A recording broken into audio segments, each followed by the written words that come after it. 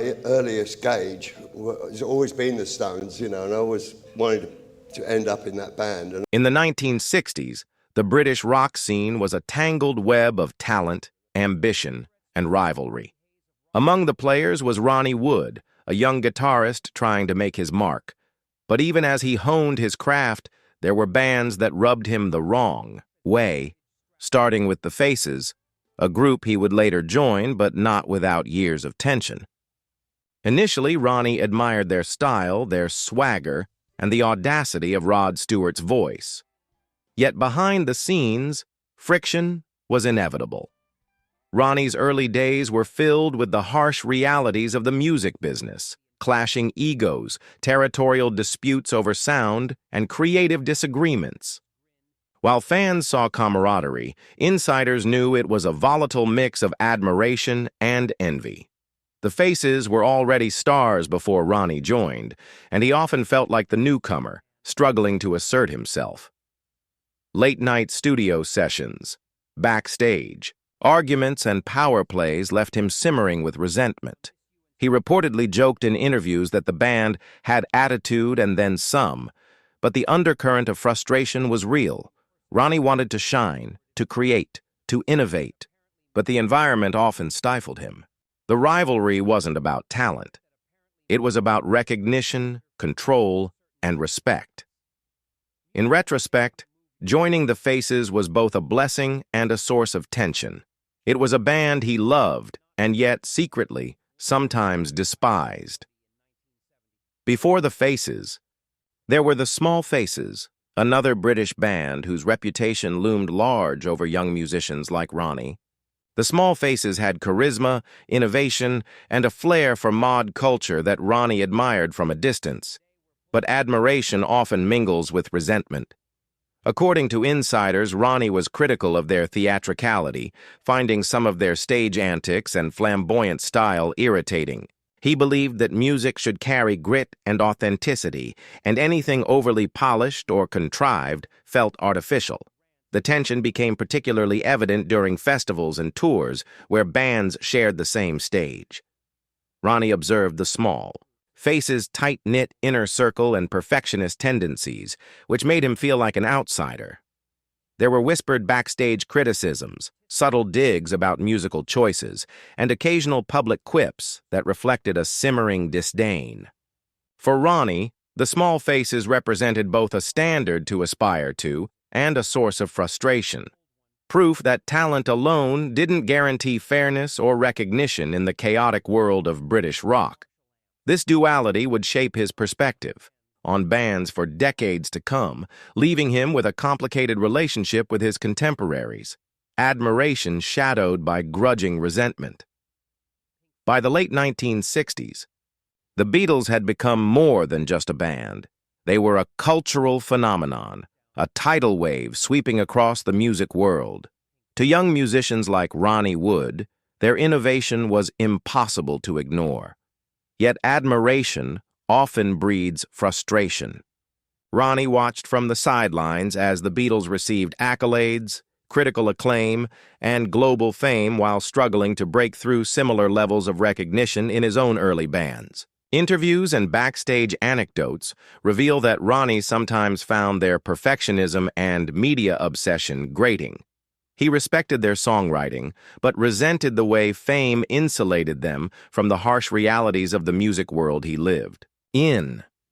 In private conversations, Ronnie allegedly called some of their work overproduced and too controlled, claiming it lacked the raw energy that rock and roll demanded.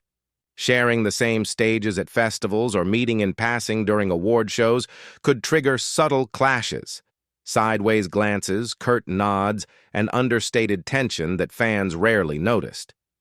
Ronnie's feelings were complicated. The Beatles were geniuses, yes, but they were also emblematic of the celebrity culture he had grown wary of. Admiration intertwined with envy, forming a silent rivalry that would linger in his memory for decades. At the same time, the Kinks loomed large in Ronnie Wood's world, another band blending British wit with rock rebellion. Unlike the Beatles, the Kinks were rougher, edgier, and seemingly closer to Ronnie's sensibilities. Yet even here, tension brewed. Ronnie often criticized their unpredictability and what he saw as ego-driven antics, both on stage and off. Backstage interactions were occasionally heated, with musicians clashing over sound checks, crowd attention, and creative philosophies. The Kinks' idiosyncratic style, while innovative, sometimes felt self-indulgent to Ronnie. He valued collaboration and hard work, and witnessing perceived carelessness or vanity sparked irritation. According to interviews with insiders, Ronnie admitted that he never fully trusted their charm, and often found himself internally competing with them. These feelings of rivalry, subtle yet persistent, added to his growing list of bands he respected professionally, but disliked personally. Both the Beatles and the Kinks represented a paradox in Ronnie's eyes: incredible talent, undeniable influence, and yet constant sources of personal frustration and silent antagonism. This chapter of his life illustrates the fine line between respect and resentment in the high-stakes world of rock music. Crossing the Atlantic, Ronnie Wood found himself navigating the titanic shadows of Led Zeppelin. As pioneers of hard rock, Zeppelin commanded stages and audiences with a ferocity that left little room for subtlety. Ronnie admired their musical prowess: Jimmy Page's guitar work, Robert Plant's voice, John Bonham's drumming. Yet, admiration was laced with irritation. The Zeppelin lifestyle, infamous for excess, chaos, and ego clashes, often rubbed Ronnie the wrong way. He respected their talent, but resented what he perceived as arrogance and a sense of untouchability. Touring together or running into each other backstage, he found the Zeppelin aura suffocating, as if mere mortals could not match their intensity. Insider anecdotes suggest Ronnie privately called them geniuses who forgot the rest of us existed, highlighting the mix of envy and disdain he felt. It wasn't just professional jealousy. It was a reaction to a band that dominated rock's narrative, while often overlooking the collaborative spirit Ronnie valued. Zeppelin became both a benchmark and a thorn. Extraordinary musicians, yet frustrating companions in the high-stakes world of rock. Meanwhile, Aerosmith represented another kind of transatlantic tension. Known for their Boston swagger and party-fueled rock, they brought raw energy to arenas across the globe.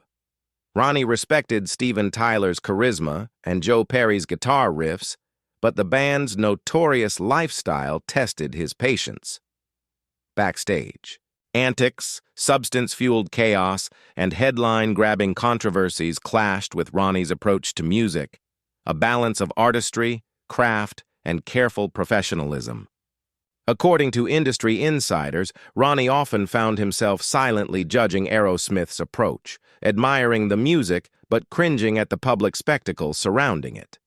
He reportedly commented in private that while their sound was electrifying, the band lived to shock, not to create, a philosophy that clashed with his own ethos of musical integrity. In his eyes, Aerosmith was emblematic of the American rock machine, larger than life, wildly entertaining, yet dangerously self-indulgent. The friction wasn't overt or public, but simmered in tours, festivals, and mutual encounters, leaving Ronnie with a mix of awe, envy, and a lingering sense of frustration. Led Zeppelin and Aerosmith, bands he respected professionally, yet personally found irritating, exemplified the paradox that defined much of Ronnie Wood's reflections on rock history. Admiration shadowed by resentment, genius tinged with human flaws. Ronnie Wood has spent decades at the heart of rock music, famously as a member of the Rolling Stones. Yet, even within his own band, reflection brought a critical eye toward others in the industry. As the Stones climbed to legendary status, Ronnie witnessed contemporaries he admired fall into his list of personal grievances. The Stones were known for their camaraderie, creativity, and raw energy, yet even they were not immune from Ronnie's critical lens. He often noted subtle rivalries with bands he deemed pretentious or commercially overreaching, reflecting his belief that some acts despite talent, lost the essence of rock and roll in pursuit of fame. In interviews, he hinted at lingering irritation toward bands that, in his eyes, prioritized style over substance, spectacle over soul. Ronnie respected musicianship but despised arrogance and self-indulgence, and the Stones' global peers sometimes exhibited exactly those traits. The irony was never lost on him. Being a Stones member gave him authority, yet also exposed him to egos and artistic choices he quietly judged. The Who, another British rock powerhouse, became the final chapter in Ronnie Wood's reflections. Known for their explosive performances and innovation, they commanded attention and shaped rock music's identity. Yet Ronnie confessed that, despite admiration for their talent, personal clashes and philosophical differences created friction. Pete Townshend's relentless pursuit of perfection, combined with the band's notorious volatility, clashed with Ronnie's own vision of collaboration and respect among peers. He reportedly found some of their onstage theatrics excessive and their backstage politics exhausting. This complicated mix of awe and irritation defined Ronnie's relationship with The Who. He recognized their contribution to music history, but couldn't reconcile their ego-driven behavior with his principles. The bands Ronnie hated most, he revealed in candid interviews, were not hated for mediocrity, but for compromising authenticity, overshadowing collaboration, or creating unnecessary tension in the music world. From the Faces and Small Faces to the Beatles, the Kinks, Led Zeppelin, Aerosmith, and finally The Who, Ronnie Wood's reflections illustrate a rock legend's unique perspective: respect tempered by resentment, admiration shadowed by personal frustration, and an unwavering belief in the integrity of music above all else. So what do you think? Were these rivalries just the nature of the music business, or did Ronnie Wood's honesty reveal a deeper truth about rock and roll's competitive heart? Comment below, like, and subscribe for more behind-the-scenes stories of music legends and the conflicts that shape them.